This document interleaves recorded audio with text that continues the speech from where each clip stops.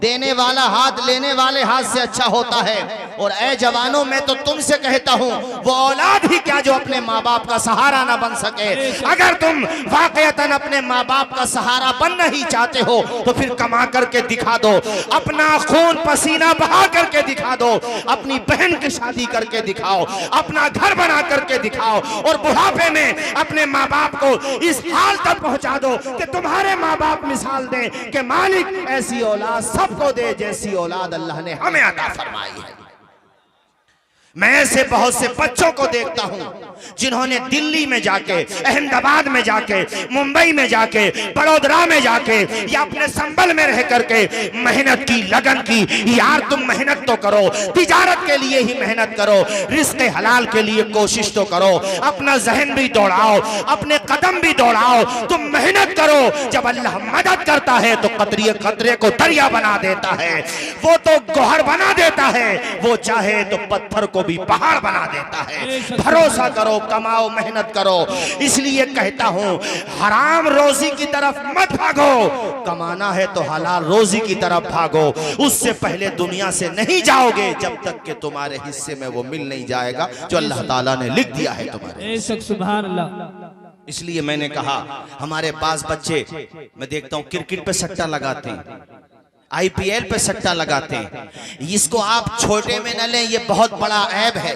एक तो रिस्क हराम हो रहा है, दूसरा जहन्नम का अजाब तैयार है तुम्हारे लिए, तीसरा तुम समाज में मुंह दिखाने के काबिल नहीं रहे, और चौथा सबसे बड़ा नुकसान ये है कि जिस मकसद के लिए दुनिया में आए थे वो मकसद दूर हो गया तुम्हारा। इसलिए कहता हूं मेरे भाइयों, पाकीज़ा रोजी कमाओ। यार वो जवान ही क्या जो बाप को सहारा न दे, और वो माँ बाप ही क्या जो अपने बच्चों को इमाम हुसैन का गुलाम ना बनाए। माँ बाप की जिम्मेदारी भी ये है कि अपने बच्चों को अच्छी तरबियत दें। अगर उससे ये पूछने का हक रखते हो कि तूने महीने में कितना कमाया, कितना खर्च किया, तो ये भी हक रखो अपने बच्चों से पूछने का कि ये बताओ बेटे, पूरे महीने में तुमने नमाजें कितनी पढ़ी हैं, फजर की नमाज तुमने क्यों छोड़ दी, जोहर की नमाज तुमने क्यों छोड़ दी। वो कितना अच्छा दौर था जब मस्जिदें अगरची कच्ची थी, उनकी छतों से पानी टपकता होता था, मगर बाप भी नमाजी होता था, माँ भी नमाजी होती थी, और बच्चे भी नमाजी होते थे। माएँ उस वक्त तक नाश्ता नहीं देती थी जब तक बच्चे नमाज नहीं पढ़ लिया करते थे। तो माँ बाप की जिम्मेदारी भी है। यार उर्सों का मकसद सिर्फ नारे लगाना भी नहीं होता है, उर्सों का मकसद सिर्फ पिंडाल सजाना भी नहीं होता है, उर्सों का मकसद सिर्फ पैसा लुटाना भी नहीं होता है। उर्सों का बुनियादी मकसद ये होता है, अरे ये तो सारी चीजें मिल ही जाती हैं, असल मकसद होता है कि हमारे मुआशरे के अंदर इनकलाब आना चाहिए। इसीलिए सैयद रेहान मियां साहब और उनके साथियों ने ये इंतजाम किया है, तुम पैसा भी लुटाओ कोई बात नहीं, तुम खर्च करो, मगर उसका रिजल्ट भी तो आना चाहिए। कम से कम हमारे बच्चों के चेहरे पे सुन्नत मुस्तफा भी आ जाए, उनकी पेशानियों में सजदों की तड़प आ जाए, वो अपने माँ बाप के फर्मा बरदार बन जाए, वो खाने कमाने लगे, तब जाके कामयाब होगा तुम्हारा उर्स। और तब जाकर के हमें यह हक होगा कि हम कहें कि हयात नगर वालों ने जलसा सजाया तो अमल करके भी दिखा दिया। सुभान अल्लाह, सुभान अल्लाह। इसलिए मैंने कहा। और दूसरी बात देखो, याद रखो, अगर किसी ने शराब की एक बूंद पी ली और वो बगैर तौबा किए मर गया, उसने तौबा नहीं की, तौबा कर ली तो अल्लाह माफ करने वाला है, बिलाशुबा अल्लाह माफ कर देता। यार वो शिर्क को माफ कर देता, कुफ्र को माफ कर देता। कोई तौबा करने वाला तो हो, उसकी चौखट पे आके कोई रोने वाला तो हो, उसकी बारगाह में पेशानी झुकाने वाला तो हो। तौबा का दरवाजा खुला हुआ है, जब तक जान बाकी है तब तक तौबा कबूल है। हाँ, नज़ा का वक्त शुरू हो गया तो नज़ा के वक्त तो जब आजाब देखा तो फिरौन भी कहने लगा था मैं ईमान ला रहा हूँ, मगर उस वक्त का ईमान मोतबर नहीं होता। ईमान वही मोतबर होता है जो इंसान जीते जी तौबा कर लेता है, अल्लाह ताला अपने फजलो करम से उसके गुनाहों को माफ कर देता है। ओ भाइयों, एक बूंद शराब पीने वाला अगर बगैर तौबा किए मर जाएगा तो जहन्नमियों की शर्मगाहों से बहने वाली बदबूदार पीप पिलाई जाएगी। उसे याद रखिएगा आप इस बात को। इतना बड़ा गुनाह है। मेरे समाज में ये बीमारी आई कहां से, आज तक मेरे समझ में नहीं आता। और गुनाह भी अपराध हैं, मगर उन गुनाहों की लज्जत तो है।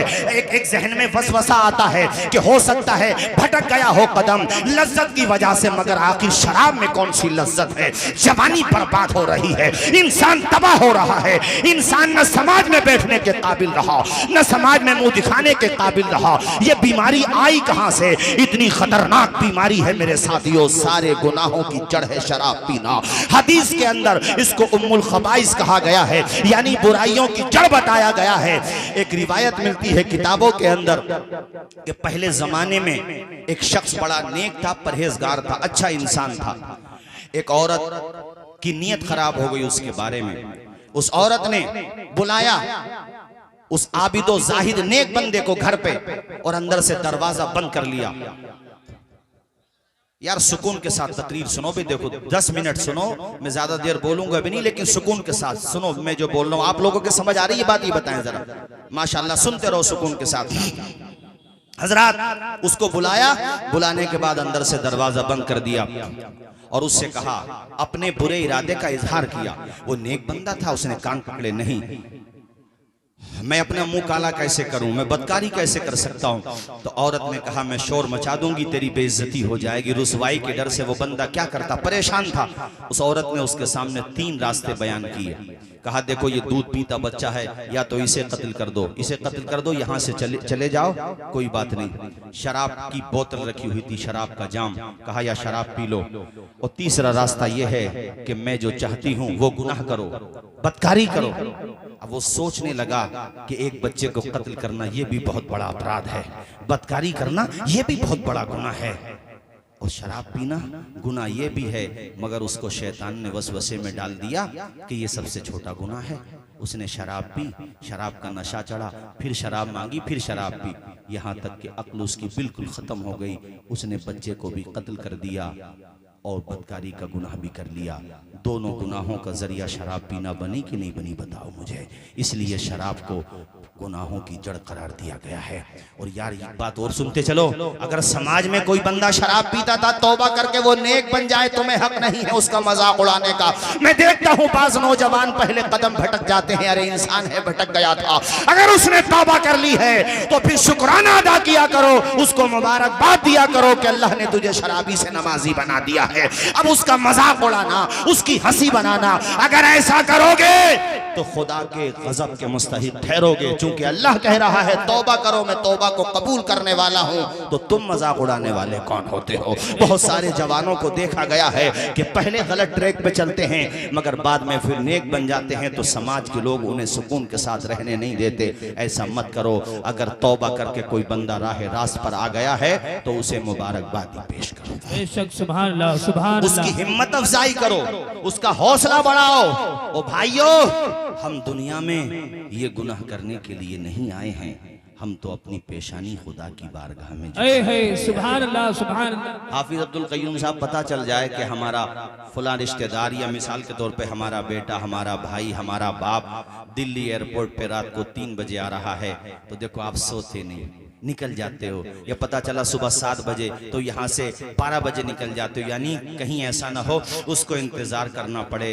अपने भाई को, दोस्त को, अजीज को रिसीव करने के लिए तुम रातों में उठ जाते हो, बेवक्त उठ जाते हो। कभी रातों में तहज्जुद के लिए भी तो उठा करो। कभी अल्लाह तुम्हें तौफीक दे तो 2 बजे उठो, 3 बजे उठो। फजर की आजान वक्त शुरू होने से पहले पहले उठो, इशा के बाद सो जाओ। तहज्जुद के लिए उठो तो सही, उससे मांग के देखो तो सही। दर बदर भटक रहे हो मगर उसके पास नहीं जा रहे हो, जो कह रहा है मैं तुम्हारी शहरक से भी ज्यादा करीब हूं, जो कह रहा है मुझसे मांगो मैं तुम्हारी सुनूंगा, मेरी बारगाह में आके सवाल तो करो, मैं तुम्हारी फरियाद को पूरी करूंगा। उससे नहीं मांग रहे हो, सबकी चापलूसियां कर रहे हो। वो कह रहा मेरी बारगाह में आकर के झुको, मुझसे मांगो। यार तुम मांगते नहीं तब तुम्हें दे रहा है। अगर तुम मांगने लगोगे तुम्हारी दुनिया भी कामयाब कर देगा, तुम्हारी आखिरत भी कामयाब। नारे तकबीर, नारे रिसालत। उसकी बारगाह में सवाल तो करके देखो, उसकी बारगाह में मांग करके देखो। भाइयों, जमाना उसी से मांगता, आसमान उसी से मांगता है, जमीन उसी से मांगती है। तमाम चीजें अल्लाह ताला की तस्बीह और तहलील बयान करती हैं। समंदरों की मछलियां अल्लाह की तारीफ करती हैं, सुराखों की चूटियां अल्लाह की तारीफ करती हैं, शाखों के परिंदे अल्लाह की तारीफ करते हैं। ऐ लोगों, आसमान के सितारे अल्लाह की हम्द बयान करते हैं, ये हवाओं के झोंके अल्लाह अल्लाह की सना बयान करते हैं। वो कौन सी चीज है जो मेरे खुदा की किबरियाई बयान नहीं करती, अल्लाह पाक की समदियत बयान नहीं करती। ऐ भाइयों, तुम भी आज इस उर्स में आए हो, जहन बना करके जाना, 5 वक्त नमाज पढ़ा करेंगे, अल्लाह तौफीक दे, तहज्जुद भी अदा किया करेंगे, अपने माँ बाप की खिदमत करेंगे, बुरी आदतों से तौबा करेंगे, नेक बनेंगे, पाकीज़ा सीरत अपना करके जाएंगे। आए लोगो, तुम भी अल्लाह की तारीफ किया करो। तमाम चीजें अल्लाह की तारीफ करती हैं। ये ज़मीन आसमां चांद तारों में तू है, मुसीबत ज़दों गम के मारों में तो जिस तरफ देखिए बस नजर आए तू, तेरा जलवा खुदा फैला है चारों सो। अल्लाह हो, पढ़े सारे लोग अल्लाह हो। मैं चाहता हूं सबकी आवाज आए, सारे लोग पढ़ो अल्लाह हो। अल्लाह खुश रखे, शादो आबाद रखे। मैं चाहता हूँ जरा थोड़ा आवाज और बढ़ाएं और बुलंद आवाज से पढ़ें। यहाँ जितने इंसान नहीं हैं उससे ज्यादा तो फरिश्ते मौजूद हैं, अगरचे हमें नजर नहीं आ रहे हैं। फरिश्ते भी खुदा की बारगाह में जाके अर्ज करेंगे, मालिक हयात नगर में जो जलसा हुआ है तेरी तारीफ के लिए लोग झूम झूम के तेरा नाम ले रहे हैं। हालांकि अल्लाह अलीमुल गैब सब जानता है, मगर फिर भी वो फरिश्तों से सुनना चाहता है। सारे लोग पढ़ो बुलंद आवाज से अल्लाह, बुलंद आवाज से अल्लाह अल्लाह अल्लाह अल्लाह। मैं तो ये चाहता हूँ सुबह को उठो तो अल्लाह का नाम लो। ओ भाइयों, रात को सोया करो तब अल्लाह का नाम लिया करो। चूंकि सुबह उठ गए तो शाम का नहीं पता, शाम को सो गए तो सुबह का नहीं पता। मैं देखता हूँ कि लोग बड़ी लंबी लंबी उम्मीदें रखते हैं। बास को देखो 70 साल के हो गए, 80 साल के हो गए, बाल उनके सफेद हो गए, मगर वो उम्मीदें लगाए बैठे 100 साल की। ओ भाई, तुझे तो पलक झपकने के बाद का नहीं पता। मौत और जिंदगी के दरमियान ज्यादा फासला नहीं होता। सांस आ जाए तो जिंदगी होती है, सांस खत्म हो जाए तो मौत होती है। ज्यादा लंबी उम्मीदें मत रखा करो। इसलिए मैंने कहा सुबह उठो तब अल्लाह का नाम लो, रात को सोया करो तब अल्लाह का नाम लो, काम पे जाया करो तब अल्लाह का नाम लो। 24 घंटे मोबाइल देखते हो, अल्लाह तौफीक दे तो मोबाइल पे मुस्तफ़ा की नातें सुना करो, अल्लाह पाक की हम्दो सना सुना करो, तुम्हारी जबान पे भी आ जाएंगी। मैं चाहता हूँ पूरा मजमा एक मर्तबा और मेरे साथ पढ़े अल्लाह अल्लाह अल्लाह अल्लाह अल्लाह अल्लाह अल्लाह अल्लाह। तायराने जिना में तेरे गुफ्तगू गीत तेरे ही गाते हैं वो खुशगुलो। कोई कहता है हक, कोई कहता है हो, और कहते हैं सब ला शरीका लहू। पढ़े बुलंद आवाज से अल्लाह अल्लाह अल्लाह अल्लाह अल्लाह अल्लाह अल्लाह अल्लाह। यार अल्लाह का नाम लिया करो। 1000 मरज का इलाज मेरे खुदा का नाम है, बल्कि मैं कहता हूँ जो ला इलाज हो वो खुदा का नाम ले, उसका इलाज हो जाएगा। दुनिया आज इस्लाम को पढ़ पढ़ के नहीं, तुम पीछे बैठे सुकून के साथ बैठे रहना। ये जलसा हो रहा, सुकून के साथ बैठा करो, जहां जाया करो इत्मीनान के साथ बैठा करो। सुनो भाइयों, मैं ये कह रहा हूं कि दुनिया आज इस्लाम की हिस्ट्री पढ़ रही है और इस्लाम के करीब हो रही है, और हमारा जवान इस्लाम से दूर होता चला जा रहा है।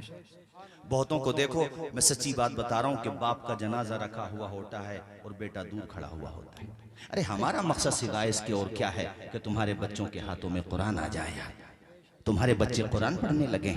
तुम्हें तो उस दिन अंदाज़ा होगा कुरान की तालीम का और इन मदरसों की तालीम का, जिस दिन तुम्हारा खुद का जनाजा रखा हुआ होगा, पड़ोसी भी जनाजा पढ़ रहा है, दूर से आए हुए रिश्तेदार भी जनाजा पढ़ रहे हैं, तुम्हारे दोस्तों अहबाब भी जनाजा पढ़ रहे हैं, लेकिन जिसके लिए गाड़ी छोड़ी, मकान छोड़ा, जायदाद छोड़ी, सब कुछ छोड़ा, वो बेटा दूर खड़ा हुआ है। तब तुम्हारी रूह तड़पेगी कि उलमा सही कहते थे, जलसों में यार कोई तो पैगाम तुम्हारे काम का मिलता ही होगा यार, जलसों से कुछ ना कुछ फायदा तो तुम्हें होता ही होगा, तो कम से कम यही सोच लिया करो। मैं जानता हूँ कुछ खामियां हैं, काबिल इस्लाह बातें, उसको मानता हूँ, उनकी इस्लाह की जरूरत है, मैं ये जानता हूँ कि जलसों में पैगाम ज्यादा दिए जाने चाहिए, मैं भी ये बात मानता हूँ, मगर कुछ तो तुम्हें लगता होगा कि हाँ ये काम अच्छा हो रहा है, उसी को अपने दिल पे लिख करके ले जाओ, तब तुम्हें एहसास होगा कि आज बेटा कुरान पढ़ा हुआ होता, अरे वो नाजरा ख्वाही होता सही तलफ्फुज के साथ, तो मेरा बेटा सिर्फ जनाजा पढ़ नहीं रहा होता, बल्कि मुसल्ले पे खड़े होकर पढ़ा रहा होता। और दुआ दूसरे के हक में तब ज्यादा कबूल होती है जब दुआ में सोजो गुदास ज्यादा होता है, तड़प ज्यादा होती है, उसमें सच्चाई ज्यादा होती है। और मुझे बताओ, एक बेटे से ज्यादा अपने बाप के लिए कौन तड़पता होगा? जब बाप के लिए बेटा मुसल्ले पे खड़े होकर पड़ेगा, रब्बिग़फिरली हय्यिना व मय्यितिना व शाहिदिना व गायबिना व सगीरिना व कबीरिना व ज़करिना व उनसाना, अल्लाहुम्मा मन अहयैतहु मिन्ना फ़अहयिही अलल इस्लाम व मन तवफ़्फ़ैतहु मिन्ना फ़तवफ़्फ़हु अलल ईमान। उसके लहजे में तो दर्द होगा, उसका दिल जो रो रहा होगा, उसकी आंखें जो बरस रही होगी, अल्लाह की कसम वो इतना करीम है मेरा परवरदिगार कि तेरे आंसू के कतरे जमीन पे टपकने से पहले वो चाहेगा तो तेरे बाप को माफ कर देगा। रब फरमाएगा, फरिश्तों इसकी कब्र में रहमत का बिछोना बिछा दो, ए फरिश्तों इसकी कब्र में रहमतों अनवार की बारिश कर दो, इसकी कब्र में जन्नत की खिड़की खोल दो। फरिश्ते अर्ज करेंगे, मालिक तेरा हुक्म सर आंखों पर, मगर ये बंदा तो गुनाहगार है। रब फरमाएगा, मैं भी तो गफ्फारो सत्तार हूँ। ओ फरिश्तों तुम इसके गुनाहों को देख रहे हो, मैं इसके बेटे की दुआए जनाजा को देख रहा हूँ, मैं इसके बेटे के तड़पने को, ये जैसा भी था इसने अपने बेटे को मदरसे में पढ़ाया था। अरे दुनिया ना समझे मदरसों की अहमियत, मगर किसी के ना समझने से मदरसों की अहमियत खत्म नहीं होगी। याद रखो, तुम्हारी मस्जिदों से आजानें होती हैं, मदरसों का सदका है। तुम्हारे मेहराबों में कुरान होता है, मदरसों का सदका है। तुम्हारे मस्जिदों के अंदर इमाम लोग रहते हैं, मदरसों का सदका है। ये जलसे सजाए जाते हैं, तकरीर करने वाले तकरीर करते हैं, मदरसों का सदका है। वाज करने वाले वाज करते हैं, मदरसों का सदका है। इसलिए मैंने कहा है आप लोगों से कि ये मन बना के आज के जलसे से जाना, आधी रोटी खाएंगे मगर बच्चों को पढ़ाएंगे। आवाज आए, बच्चों को जोर से बोलो, बच्चों को पढ़ाएंगे, बच्चों को पढ़ाएंगे। देखो बाखुदा आप यकीन माने, माशाल्लाह हमारे उलमा, ये मेरा इलाका है, मैं ये स्टेज पे कह रहा हूँ, ऐसे नहीं कि ये ऑफलाइन है, ऑनलाइन कह रहा हूँ, सब लोग देख भी रहे हैं और रिकॉर्ड भी हो रही है बात। अल्लाह की कसम, ये पूरा इलाका, मैं पूरे इलाके की बात करता हूँ, हमारा हर जगह की, मगर खास तौर पे अपने खित्ते से हर किसी को मोहब्बत ज्यादा होती है। आप लोगों से पाई भर का लालच मेरे दिल में नहीं रहता, अल्लाह की कसम लेकर के कहता हूँ। बस मेरा मकसद ये रहता है कि तुमने शुरुआत में मेरी बहुत सपोर्ट की है। हसनपुर है, हयात नगर है, सिकंदरपुर है, हैबतपुर है, माशाल्लाह पंसुका है, मदाला है, रावा है, सब खित्ते की मैं बात कर रहा हूँ। संबल है, शुरू में बहुत सपोर्ट की है, अल्हम्दुलिल्लाह। अब अल्लाह का लाख लाख शुक्र है, मुझे सरमाए की जरूरत होगी, पूरा भारत है, लेकिन मैं आपके लिए कह रहा हूं, मैं ये चाहता हूं कि मेरे खित्ते में इल्म के चिराग जलने लगे। हमारी कौम की बहन बेटियां, बच्चियां, बच्चे, बुजुर्ग, जवान सब अपने दिन का आगाज करें तो कलामे मजीद की तिलावत से करें। चूंकि हमारे इलाके में इल्म फैलेगा तो हम दूसरी जगह जाकर के मिसाल तो दे सकेंगे यार, बता तो सकेंगे। जितना माशाल्लाह आपने ये खर्च किया, मैं चाहता हूँ ये सिलसिला अपनी जगह अच्छा है, मगर अब मदरसे के हवाले से भी बेदारी आना चाहिए। मौलाना आमिर तुम आए पढ़ाने के लिए यहाँ पर मदरसे में, माशाल्लाह मेहनत से पढ़ाओ। कारी नदीम साहब हैं। एक बात और कहूँगा, और ये नहीं कि मैं यहीं पर कह रहा हूँ, मैं हर जगह कहता हूँ कि उर्सों में भी खर्चा बढ़ रहा है, जलसों में भी बढ़ रहा है, मगर जो सबसे ज्यादा दीन का काम करता है उसकी आमदनी की तरफ तवज्जो तुम्हारी भी नहीं है। सबसे ज्यादा दीन का काम करने वाले मदरसे के मुदर्रिसीन होते हैं या मस्जिदों के इमाम होते हैं, उनका ख्याल रखना भी तो हमारी जिम्मेदारी है कि नहीं? बोलो जरा जोर से बोलो, ऊंचा बोलो, है कि नहीं? इसलिए मैंने आप लोगों से कहा है मेरे साथियों, इन बातों पे तवज्जो दो। और मैं जवानों को तीन शेर में एक पैगाम देना चाहता हूँ, ये पैगाम ही समझ समझ लो। नूर खजरा से दिल जगमगा लीजिए, अपना सीना मदीना बना लीजिए, अपना सीना मदीना बना लीजिए। जो भी देखे वो शैदा नबी का कहे, अपना किरदार ऐसा बना लीजिए। क्या बात है, सुभान अल्लाह। एक दिन मैं शास्त्री पार्क पे गया, अपने संबल का एक लड़का मिला, वो जॉब कर रहा दिल्ली में, नोएडा में। वो इत्तेफाक से मिल गया, उसने पहचान लिया, मैं नहीं पहचान पाया। खैर उसने याद दिलाई तो मैंने पहचान लिया। देखो ये होती है घर के संस्कार की बात, माँ बाप की तरबियत की बात, और बचपने में जो सबक बच्चों को याद करा दिया जाए उस सबक के असर की बात। वो 5 वक्ता नमाजी है। मैंने कहा कि भाई, बताने लगा कि हजरत मैंने डिप्लोमा किया था, कुछ डिग्रियां की थी। उसने बता रहा था, मैं तो भूल गया, काफ़ी पुरानी बात है कौन कौन सी डिग्री बता रहा था। तो उसने अपनी जो डिग्रियां थी उसकी फ़ोटो कॉपी करा के, ज़ेरॉक्स करा के अलग अलग कंपनीज में दे रखी थी। कहता गुड़गांवा से फ़ोन आया, मैनेजर ने या कंपनी के मालिक ने बुलाया, उसने इंटरव्यू लिया। उसने कहा कि आपके अंदर क्वालिटी है, ठीक है, आप यहीं पे जॉब करें, सैलरी रहेगी आपकी 35,000 रुपये।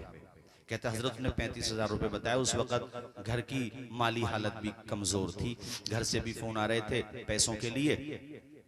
लेकिन देखो ये होती है घर की तरबियत। कहते मैंने मैनेजर साहब से कहा, मैनेजर साहब सैलरी तो आपने बहुत अच्छी बताई, लेकिन जॉब के दरमियान जोहर और असर की नमाज पड़ेगी। भाई जोहर तो पड़ेगी ज़रूर, 9 से 4 बजे तक हो या 5 बजे तक जोहर तो पड़ेगी, लेकिन असर की नमाज भी पढ़ सकती है। कहते हैं सर ये 2 टाइम की नमाज का मैटर है, आप 1-2 हज़ार रुपये कम कर लें, लेकिन मैं नमाज ज़रूर पढ़ूंगा, क्योंकि मैं क़ज़ा नहीं करता, अदा करता हूँ। तो कंपनी का जो मैनेजर था, कई साल पुरानी बात है ये, कहता कंपनी के मैनेजर इस बात पर खफा हो गया, कहने लगा यार आप कंपनी को मस्जिद समझते हो? अरे नमाज पढ़ना अपने घर पे जाके पढ़ना। कहा नहीं सर मजबूरी है हमारी नमाज टाइम पे अदा होती है, बाद में पढ़ो तो कज़ा होती है। अदा का सवाब अलग है, कज़ा का सवाब अलग है, और कज़ा करने का हुक्म भी, इजाज़त भी नहीं है, इल्ला ये कि बहुत मजबूरी हो। कहने लगे हजरत, उसने कहा तो फिर आप कहीं और जॉब देख लो। कहता फाइनेंशियली घर की हालत बड़ी वीक थी हमारे, लेकिन मैंने उस वक्त अपने दिमाग की नहीं सुनी, दिल की सुनी। मेरे दिल ने कहा यार अल्लाह ने क्वालिटी दी है, टैलेंट दिया है, सलाहियत दी है, जब यहाँ तक पहुँचाया है तो नौकरी भी वही लगाएगा। मैंने उससे कहा कि सर आपका शुक्रिया, कोई बात नहीं है, अगर आप नमाज की इजाज़त नहीं देते तो आपकी नौकरी आपको मुबारक, हमारी नमाज हमें मुबारक। कहते मैं तो ये कह करके घर पे आया, बता रहा था हजरत आप को हैरत होगी, चंद दिन नहीं गुजरे थे, वैसे कह रहा था रास्ते में बड़े ख्यालात आ रहे थे, यार इतने दिनों के बाद तो जॉब लगी और वो भी तूने छोड़ दी। खैर बता रहा था कि मैं रूम लेके रहता था, किराए पे रूम लेके। कई दिन के बाद फिर नोएडा की किसी कंपनी का फोन आया, वहां गया, इंटरव्यू दिया, माशाल्लाह क्वालिटी तो थी उसके अंदर, बकौल उसके नौकरी फाइनल।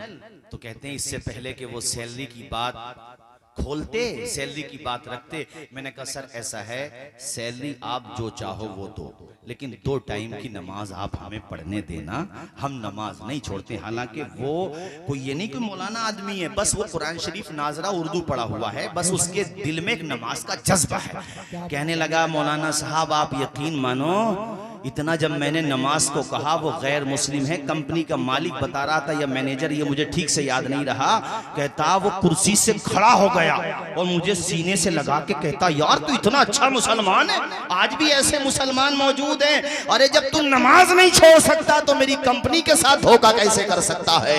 कहते इतना सुना तो बड़ा खुश हुआ, वो कहने लगा कि हम आपको 45,000 रुपए सैलरी देंगे।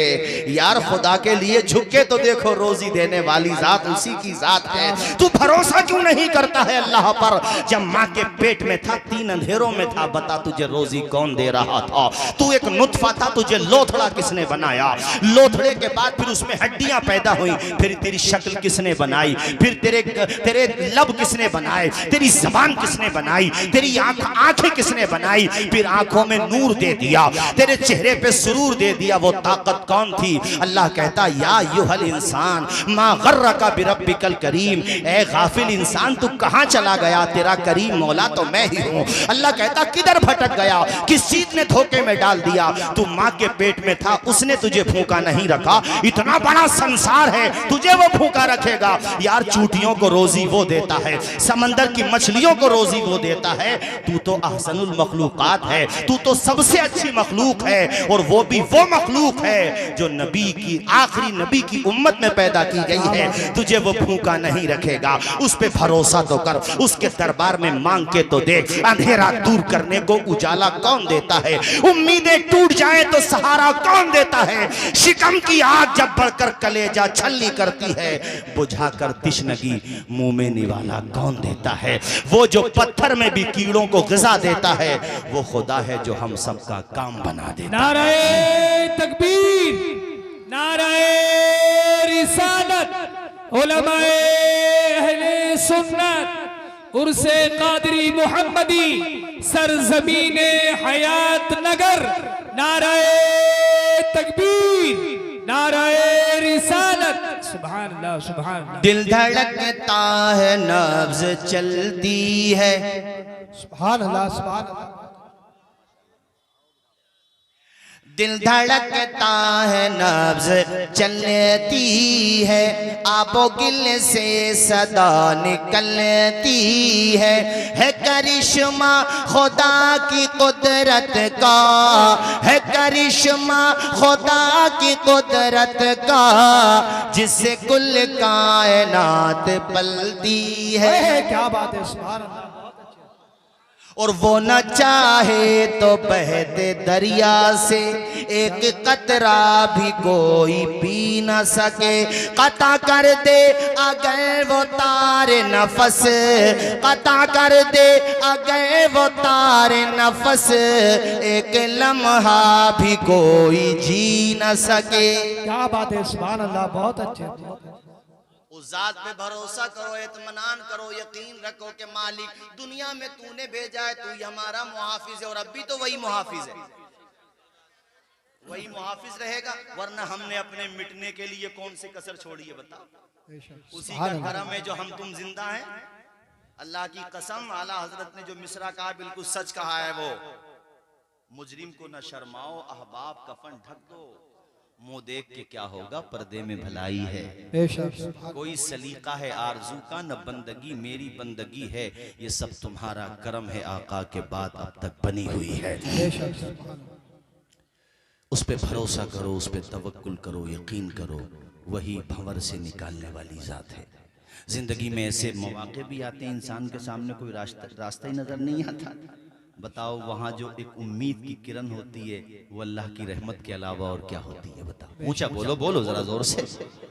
वही तो है मुसीबत से निकालने वाला, वही है कश्ती को पार लगाने वाला, वही है आपकी बिगड़ी बनाने वाला, वही हमारा परवरदिगार, वही खुदा। उस पे भरोसा रखो, पाकीज़ा रोजी खाओ, बुरी आदतों से दूर रहो, और आखिर में जाते जाते चूंकि तकरीर का वक्त भी ख़त्म हो रहा है, दूसरी जगह से बार बार कॉल भी आ रही है, बस मैं ये बता दूं आखिर में जाते जाते मौलाना नाजिम साहब, ये पैगाम भी मैं आज के उर्स मुहम्मदी में आपको देना चाहता हूँ कि तुम्हारे माँ बाप अगर जिंदा हैं तो खुदा के लिए अपने माँ बाप की खूब खिदमत कर लो, दोनों या दोनों में से एक, जितनी हो इतनी खिदमत करो। हयात नगर से सराय तरीन संबल तक भी जा रहे हो तो माँ को बता करके जाओ, अपने बाप को बता करके जाओ। अहमदाबाद से दिल्ली से बाहर से कहीं से आते हो तो ज्यादा वक्त दोस्त तो अहबाब को न दो, वो दोस्तियां तो चलती रहेंगी, ज्यादा वक्त अपने माँ के कदमों में जाके सर रख दिया करो, माँ का आंचल सर पे रख लिया करो। मालिक की कसम लेके कहता हूँ, माँ ने दिल से दुआ दे दी, दुनिया की कोई ताकत तुम्हें तरक्की करने से नहीं रोक सकती। और कभी कभी माँ बाप की कोई बात अगर मिजाज के खिलाफ हो भी जाए तो बुरा ना मानो, वो माँ बाप है, यार माँ बाप तो माँ बाप होते हैं, माँ बाप की खूब दुआएं लिया करो। मुनव्वर राना साहब मिल गए, मैं लखनऊ से आ रहा था, ट्रेन में मिल गए मौलाना नाजिम साहब में। मुझे उनके बारे में ज़्यादा डिटेल पता नहीं है, लेकिन माँ बाप के बारे में बड़ी अच्छी शायरी करते हैं। मैंने कहा साहब हम आपके अशार तकरीरों में पढ़ते हैं, मुझे नहीं जानते थे। खैर मैंने बताया तो पहचाने, कहने लगे अच्छा कौन कौन से अशार पढ़ते हैं। मैंने कहा आपने जो ये 4 मिसरे कहे हैं कि बुलंदी देर तक किस शख्स के हिस्से में रहती है, बहुत ऊंची इमारत हर घड़ी खतरे में रहती है, ये ऐसा कर्ज है जिसको अदा में कर नहीं सकता, मैं जब तक घर न पहुंचूं माँ मेरी सजदे में रहती है। बड़े खुश हुए। उन्होंने भी फिर एक मिसरा सुनाया, बोले मौलाना सुनो 4 मिसरे और सुनो। हमारे कुछ गुनाहों की सजा भी साथ चलती है, अब हम तन्हा नहीं चलते, दवा भी साथ चलती है, अभी जिंदा है माँ मेरी मुझे कुछ भी नहीं होगा, मैं घर से जब निकलता हूँ दुआ भी साथ चलती है। क्या माँ से मोहब्बत करने वाले नहीं है? मैं माँ के नाम पे शेर सुना रहा हूँ, हाथ उठा के नहीं बोल सकते हो सुभान अल्लाह? अगर माओ से मोहब्बत है बोलो सुभान अल्लाह। इस नियत से बोलो कि अल्लाह तुम्हारी माओ की उम्रों में खूब बरकतें दे, और जिनके माँ बाप दोनों में से एक या दोनों दुनिया से जा चुके हैं मालिक उनको जन्नतुल फिरदौस में आला से आला मकाम अता फरमा दे। यार जब माँ बाप नहीं रहते तो अल्लाह की कसम घर में दौलत भी होती है, संपत्ति होती है, जेवर होता है, जायदाद होती है, मगर कमी होती है तो माँ बाप की कमी होती है। घर में आओ तो जी नहीं लगता यार, जब तेरी माँ नहीं रहेगी तब पता चलेगा कि माँ का साया कैसा होता है, जब बाप नहीं रहेगा तब पता चलेगा बाप का साया कैसा होता है। बाप तो वो ड्राइवर है जो अपने घर की सवारी को चलाने के लिए तेल की जगह अपना खून जला देता है, बाप तो वो होता है। रुतबा माँ का बड़ा है बिलाशुबा, मगर तकरीरों में बाप का जिक्र होता ही कहाँ है। अरे बाप का जिक्र भी किया करो, चूंकि अगर 9 महीने तक माँ ने अपने पेट में रखा है जो कि उसका रुतबा बड़ा है बिलाशुबा, अपने खूने जिगर पिलाया है माँ ने, कुर्बानियां कहाँ तक गिनाऊं यार। तुम जिंदगी भर भी माँ का हक अदा करना चाहो। पूछा नहीं गया था कोई माँ को अपने कांधे पे बिठाए और चिलचिलाती हुई तेज धूप में वो अपनी माँ को हज कराए, और इतनी तेज धूप हो कि पसीना बह रहा हो और पांव जमीन पे न रखा जा रहा हो, इतनी तेज धूप में पैदल कोई अपनी माँ को हज कराए। क्या पूछा गया था क्या हक अदा होगा? इसका जवाब क्या दिया गया कि माँ को दर्द जह के वक्त, पैदाइश के वक्त जो तकलीफ हुई थी उन तकलीफों में से एक तकलीफ का भी हक अदा नहीं हो सकता है। कभी रातों की तन्हाई में माँ की कुर्बानी याद कर सिर्फ दोस्तों के साथ घूमता है, माँ से मोहब्बत की बातें नहीं कर सकता, माँ को अपने दिल की बातें नहीं बता सकता, कि अपने बाप के पास नहीं बैठ सकता। तूने 10 पैसे क्या कमाना शुरू कर दिए, अपने माँ बाप ही को आंखें दिखाने लगा। अरे तेरे बाजुओं में जो ताकत है ये माँ की दुआओं का असर ही तो है, तेरे बाजुओं में जो कुव्वत है ये तेरे बाप का खून है जो ताकत बन के दौड़ रहा है। अपने माँ बाप को आंखें दिखाने लगा। मुझे बता, मैं एक सवाल करता हूँ, क्या कोई है जो तेरे लिए अपनी जिंदगी कुर्बान कर दे? दोस्ती अपनी जगह, मगर दोस्त के सामने अगर ये रास्ता आ जाए कि यार या तो मेरी जिंदगी जा रही है तेरी जिंदगी, तो दोस्त कहेगा यार दौलत ले ले, माल ले ले, नाम कर दूंगा। बहुत जिगरी दोस्त होगा तब वो कहेगा सब कुछ, लेकिन यार जिंदगी नहीं दे सकता, जिंदगी तो अनमोल होती है। मौलाना नाजिम साहब सिर्फ माँ की हस्ती है। जब विलादत का वक्त था, डॉक्टरनी ने कहा, लेडी डॉक्टर ने कहा कि देखो भाई सिचुएशन बहुत डिफिकल्ट है, हालात अच्छे नहीं है, या तो जच्चा को बचा लो या बच्चा को बचा लो, माँ बचेगी या बेटा बचेगा, तुम्हारा पैदा होने वाला बच्चा बचेगा। अल्लाह की कसम तेरी माँ का कलेजा था जिसने 1 मिनट के लिए अपनी जिंदगी के बारे में नहीं सोचा। उसने कहा डॉक्टर तुम मेरी फिक्र न करो, मेरे बच्चे को बचा लो। अगर बात सच्ची हो तो बताओ है कि नहीं, जोर से बोलो, है कि नहीं सच्ची? ये सिर्फ माँ का कलेजा था जो माँ ने कहा मेरी फिक्र मत करो, मेरे बच्चे को बचा लो। इसीलिए शरीयत ने माँ का इतना रुतबा दिया कि पैदाइश के वक्त अगर माँ का इंतकाल हो जाए, इस्लाम कहता है कि अल्लाह ताला उसको शहादत का दर्जा अता फरमा देता है। नारे तकबीर। नहीं, नारे का टाइम नहीं, नारा मत लगाओ, मुझे तकरीर करने दो यार, मुझे भी वक्त नहीं मिल पाता। अब कभी वक्त मिलता तो मुझे बोलने दो आराम के साथ। ये मेरे अपने इलाके के लोग हैं, मुझे भी कहाँ वक्त मिल पाता है, बड़ी मुश्किल से तो मैं आ पाता हूँ, उसमें भी आप लोग नारे में सारा वक्त निकाल दो। तवज्जो के साथ सनोर मचल के बोलो सुभान अल्लाह। सज्जाद निजामी मरहूम अल्लाह जन्नतुल फिरदौस में आला से आला मकाम अता फरमाए। 2 मिसरे पढ़ते थे, मैं पढ़ता हूँ। वो जीते जी दुनिया में जन्नत का मजा लेंगे, वो जीत जी दुनिया में जन्नत जन्नत का मजा लेंगे जो बाप को खुश रखेंगे और माँ की दुआ ले। सुभान अल्लाह बहुत अच्छे से। वो हमने फेसबुक पे एक तस्वीर देखी मैंने, ध्यान से सुनो। एक पागल औरत है, पागल, अक्लमंद नहीं, पागल। पागल का मतलब ना उसे अपने कपड़ों का पता, ना कहाँ रहती है इसका पता, ना खाने का पता, ना भूख का पता, ना प्यास का पता। अरे पागल का मतलब यही तो होता है। उसकी किसी ने फेसबुक पे एक तस्वीर डाली और फेसबुक पे उसके ऊपर जो है ना मुनव्वर राना के 2 मिसरे लिख दिए। वो तस्वीर क्या थी? वो यूं थी कि एक दुपट्टे के एक सिरे से उसने अपनी कलाई बांध रखी थी और दूसरा सिरा उसने अपने बेटे के हाथ में बांध रखा था। क्या रीजन था बताओ? चूंकि वो पागल है, बच्चा खो गया तो कहां तलाश करेगी, इसलिए उसने सल्यूशन ये तलाश किया कि अपने बच्चे की कलाई अपने हाथ से बांध ले ताकि जहां मैं जाऊं बच्चा जाए, खोए नहीं बच्चा। यार वो बच्चा भी कैसा वफादार था, पागल का था मगर बच्चा था ना भाइयों। उसके ऊपर 2 मिसरे लिख रहे थे। मैं अल्लाह की कसम लेके माइक पे कहता हूँ मेरे आंसू निकल गए यार कि अल्लाह ने माँ को क्या जिगर दिया है। मुनव्वर राना ने कहा खुदा ने, इसको जरा गहराई से सुनेंगे ना तो समझ पाएंगे आप। खुदा ने ये सिफत दुनिया की हर औरत को बख्शी है कि माँ पागल भी हो जाए तो बच्चे याद रहते हैं। पागल है मगर औलाद ऐसी चीज है कि किसी का नहीं पता, जिगर के टुकड़े का पता है, अपने बेटे का पता है कि ये मेरा बेटा है। अगर खो गया तो कहाँ तलाश करके लाऊंगी।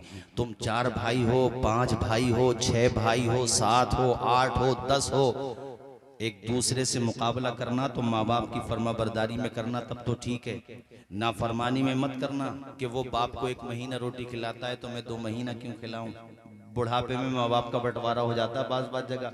हाफिज अब्दुल कय्यूम साहब, उसने 8 बच्चे पाल दिए बेचारे ने, 10 पाल दिए, 7 पाल दिए, फाका किया। ईद पर अपने कपड़े न बनाए नए मगर औलाद के बना के दिए। कभी कुर्बानियां याद करो माँ बाप की तो हमारी बात पे यकीन आएगा। अभी तो बाजों को ताज्जुब हो रहा होगा कि बहुत बढ़ा चढ़ा के बयान कर रहे हैं। कभी रात की तन्हाइयों में सोचना तो तुम्हें यकीन आएगा कि वो सही कह रहे थे जो कह रहे थे। कितनी दफा घर पे ऐसा भी हुआ होगा कि घर पे कर्जा है, कर्जे में डूबे हुए हैं माँ बाप, लेकिन तुम्हारा गमगीन चेहरा देखा, त्योहार ईद का आ गया तो ये माँ का कलेजा था कि अपने शौहर से कहा कि देखो हमारा लिबास ना बने मगर बच्चे अगर पुराने लिबास के साथ ईदगाह जाएंगे तो बच्चों का दिल टूटेगा। आप ऐसा करो मेरा जेवर बेच दो, मेरा जेवर गिरवी रख दो मगर मेरे बच्चों के कपड़े बना दो। ये तुम्हारे बाप और माँ का कलेजा था। कभी कुर्बानियां याद तो करो, तुम्हें एहसास ही क्या है। अरे जिसके माँ बाप नहीं होते उनसे पूछो कि माँ बाप का रुतबा क्या होता है, माँ बाप का मकाम क्या होता है। मैं एक फसाना पढ़ रहा था, है तो फसाना मगर बात सच्ची है कि एक बच्चा स्कूल से सीधा अपनी माँ की कब्र पे गया और कब्र पे जाने के बाद उस बच्चे ने बस्ता कब्र पे जाके पटक दिया अपनी माँ के। छोटा सा बच्चा था, कोई कब्रिस्तान में ये मंजर देख रहा था। वो बच्चा कब्र पे बड़ी देर तक रोता रहा। फिर कहता है मेरे स्कूल की टीचर रोजाना मुझे डांटती हैं कि तुम्हारे सर के बाल ठीक नहीं होते, तुम्हारी आंखों में सुरमा नहीं होता, तुम्हारी ड्रेस पे प्रेस नहीं होती, तुम कितने बेसलीका हो। ये जुमले मुझे रोजाना सुनना पड़ते हैं। अपनी माँ की कब्र पे रोते हुए कहता है कि माँ मैं उस टीचर को कैसे समझाऊं कि मेरे बालों में कंघी करने वाली मेरी माँ दुनिया में नहीं रही, मेरे कपड़ों पे प्रेस करने वाली मेरी माँ दुनिया में नहीं रही, वो हस्ती दुनिया में है ही नहीं जो अपने से ज्यादा मेरा ख्याल रखती। यार मिलने को सब कुछ मिल जाता है मगर दुनिया में माँ बाप का बदल नहीं मिल पाता है मेरे साथियों। इसलिए मैं तुमसे बार बार कह रहा हूँ तुम्हारे माँ बाप अगर जिंदा हैं खुदा के लिए उनकी कदर करो। ये तुम्हारे माँ बाप ही थे, खुद न खाया तुम्हें खिलाया, खुद न पहना तुम्हें पहनाया, तुम्हारे लिए सब कुछ बर्दाश्त किया। 5 को 10 को पाला तो तुम भी उनसे मोहब्बत करो। और अगर कोई भाई नाफरमानी करता है तो उसके रास्ते पर मत चलो, बल्कि मुनव्वर राना के 2 मिसरे सुनो कि किसी को घर मिला हिस्से में या कोई दुकान आई, मैं घर में सबसे छोटा था, मेरे हिस्से में माँ आई, वमा अलैना इल्लल बलाग। अस्सलामु अलैकुम व रहमतुल्लाहि व बरकातहू।